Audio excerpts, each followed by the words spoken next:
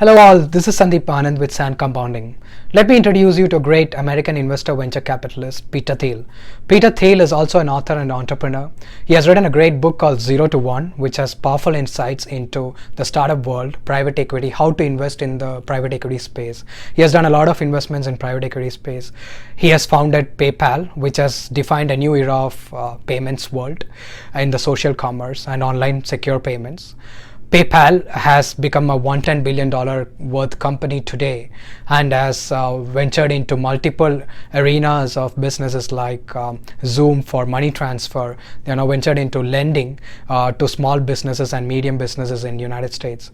And PayPal lending itself has become one of the top 5 in US for the lending towards business and working capital loans.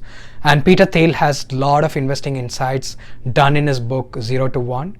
He has given a lot of videos and lectures as well. Here is a video which I've condensed together to understand the principles of investing from Peter Thiel. Take a look. That business, there's no formula, there's no science, and so these things end up being sort of very pseudo-scientific. And it's because I think every moment in the history of business happens only once. The next Bill Gates will not build an operating system. The next Larry Page won't build a search engine. The next Mark Zuckerberg will not be building a social network.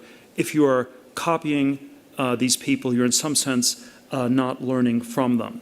And so the point of departure for my class and for the 0 to 1 book is this idea of the uniqueness of all these great companies and how what's truly important and valuable is extremely unique. And I try to get at this.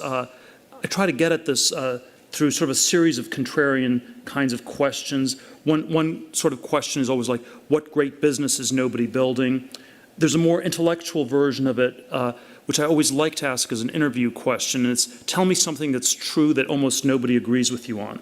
And this turns out to be a shockingly hard question for people to answer. And it's hard because, for one thing, it's hard because we've just been taught that truth is conventional, that truth is whatever everybody agrees on.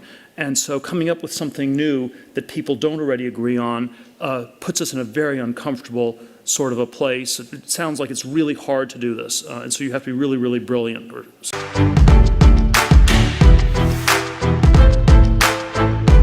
Well, for example, Airbnb, SpaceX, Facebook earlier on were investments I made, and each of these companies you can describe them as part of a trend, the sharing economy or social networking for Facebook, but that's a misleading way to describe it. It was much better to think of them as solving a very specific problem. So Airbnb was sort of a hotel room substitute.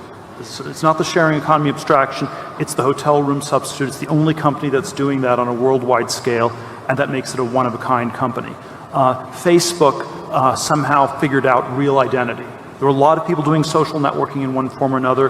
Facebook was, is the one company that really cracked real identity. People are not interested in networking. One of my friends started a